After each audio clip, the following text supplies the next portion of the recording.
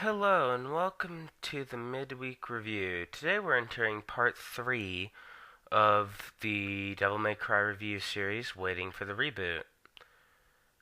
We're going to be reviewing my favorite, personally, in the Devil May Cry series, Devil May Cry 3 Dante's Awakening.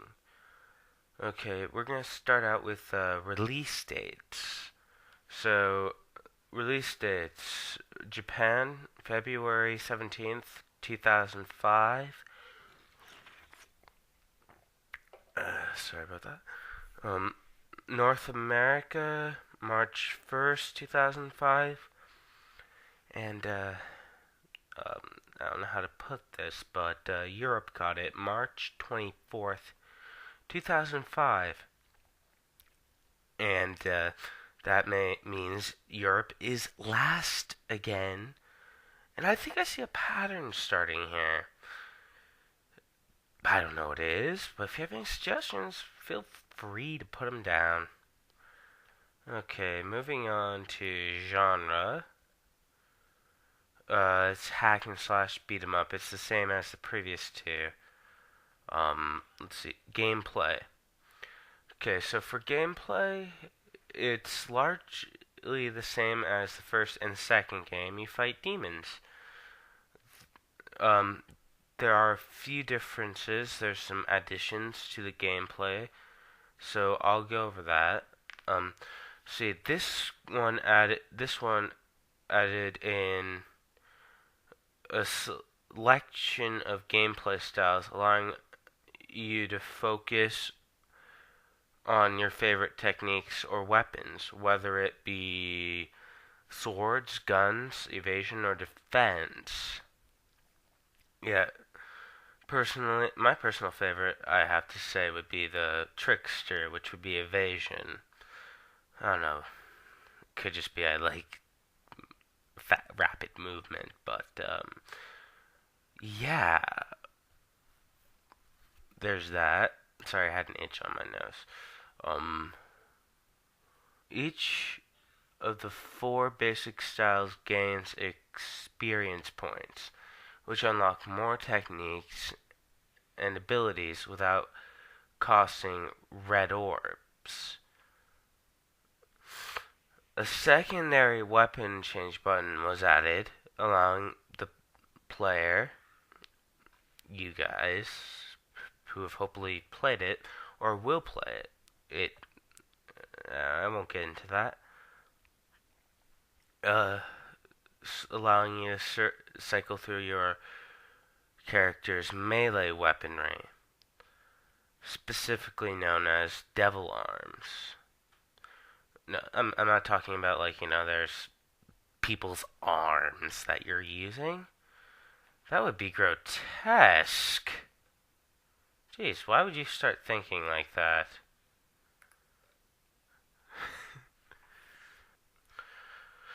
Very little has changed with the grades. They added SS and SSS rankings, double S and triple S rankings. The new rank names are D, dope. Yeah, man, that's dope. C, crazy. B is blast. Yeah, I don't know why I come up with things like that to do weird voices, but bear with me. A is alight. S is now sweet. Double S is showtime. And triple S is stylish. Okay, that's it for the new gameplay. And, yeah, moving on to characters. This one, I'm going to go over an antagonist and, I don't know, protagonist? I don't know what you call it. But we'll cross that bridge when we come to it, which will be very soon. So first, hold on, I gotta take a drink. So first off, we got Virgil, who's the antagonist of this story. So we're going to go over him. Virgil is Dante's older identical twin. Though the two are near polar opposites, unlike Dante, Virgil embraces his devil side. He is, yeah, like I said, one of the primary antagonists of Devil May Cry 3. He's also a playable character in the game's special edition. After, of course, you have to beat it once to unlock him. In Devil May Cry 3, Virgil is initially an ally to uh, Arkham. But after he is betrayed, he temporarily. Ooh, crap! Spoiler right here. There's some major spoiler, so watch out. After he's betrayed, he temporarily teams up with Dante to help defeat Arkham. Um, before reverting to his villainous role throughout the game,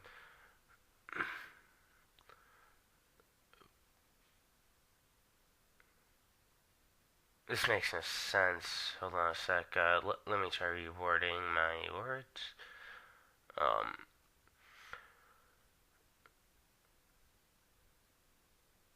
Oh, okay, yeah. Now it makes sense. Sorry about that. Throughout the game, Virgil seeks to undo the seal of Sparta hidden within the demonic domain, and claim the entirety of their father's power for his own, regardless of the effects this will leave on the human world. What an ass! Jeez.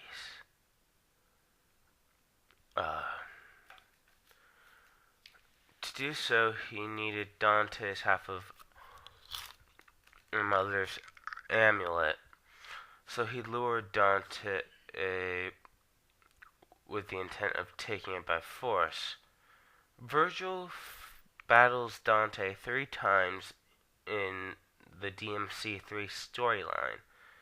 The first battle is on the highest level of the tower, Temen ni Gru. Yeah. Try saying that 95 times. Or don't.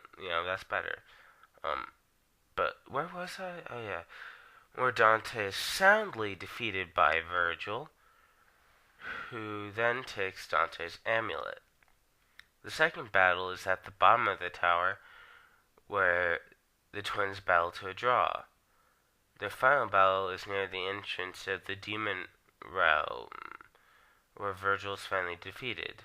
While Dante escapes back to the human world, Virgil chooses to stay behind and follow in the footsteps of Sparta.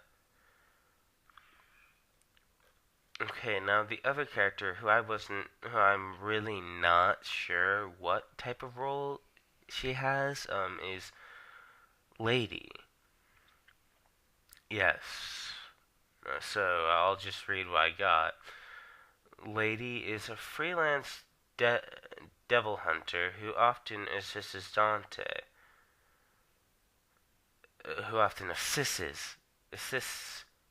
Yeah, that makes more sense. Assists Dante. As a normal human, she is exceptionally skilled in acrobatics and armed close quarters combat. She's identified by her black hair. Her eyes are of 2 different colors, and her signature weapon, the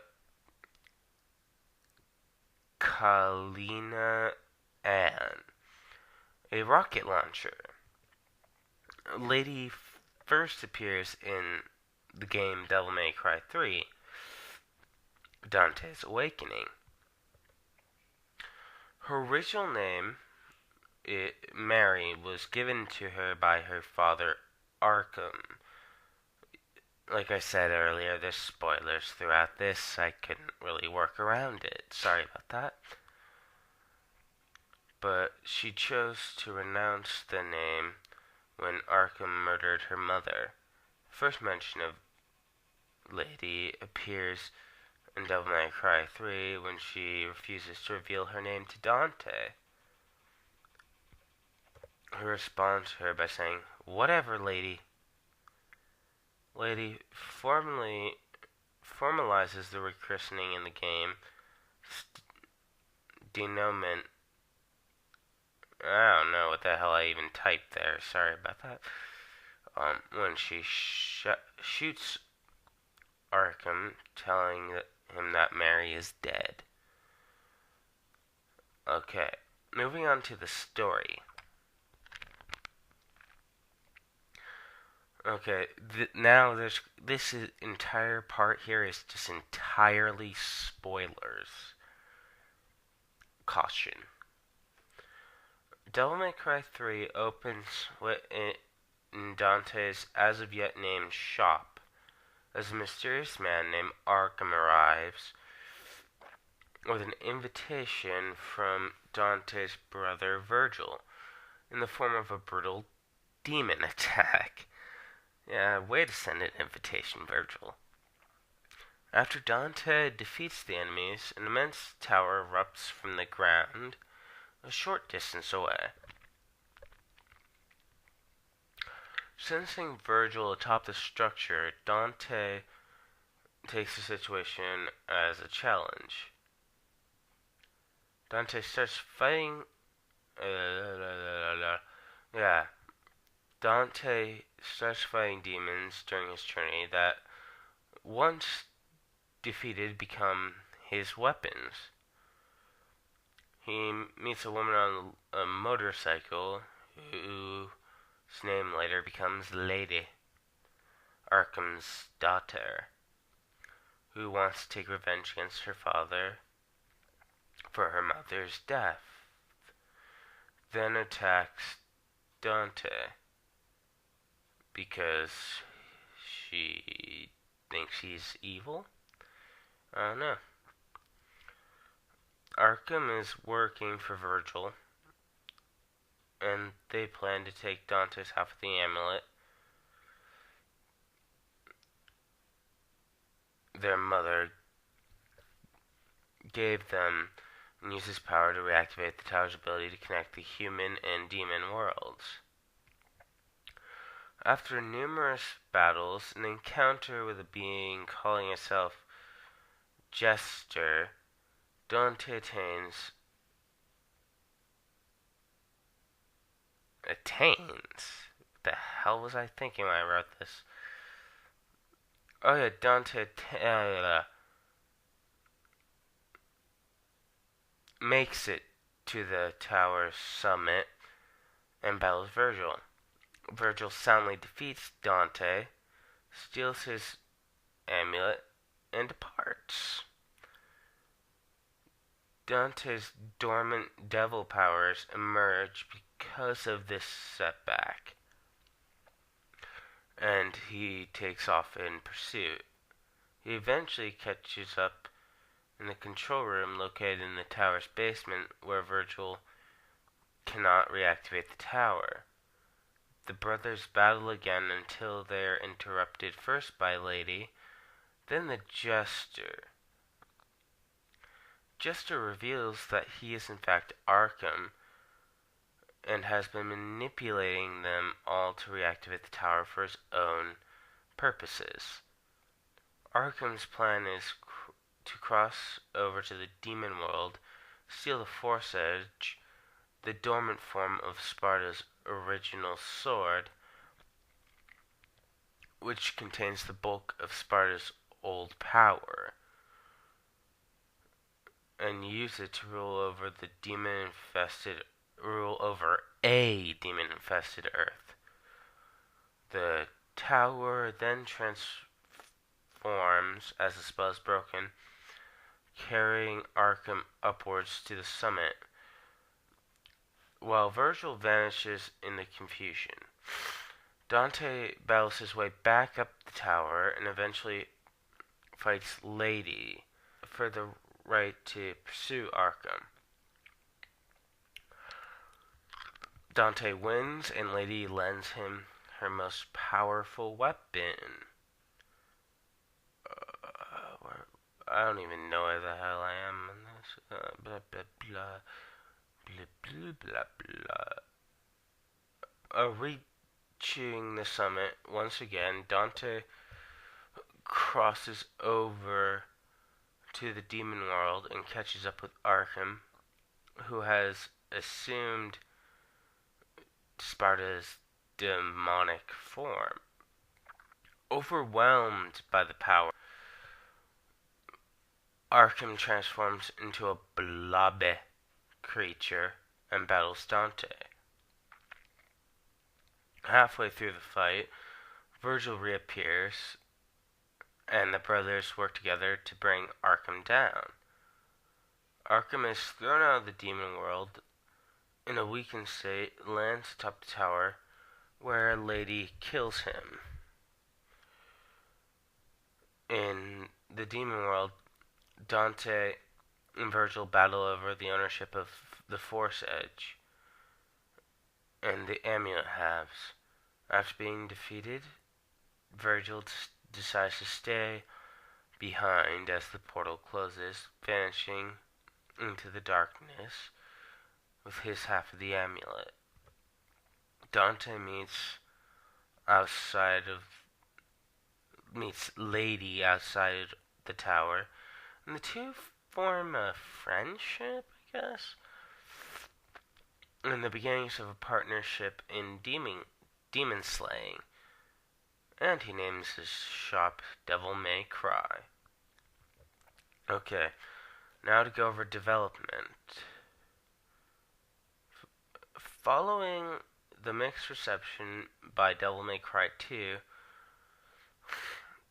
Capcom decided to develop Devil May Cry 3 in a similar manner to the series' more critically successful first entry, the original Devil May Cry.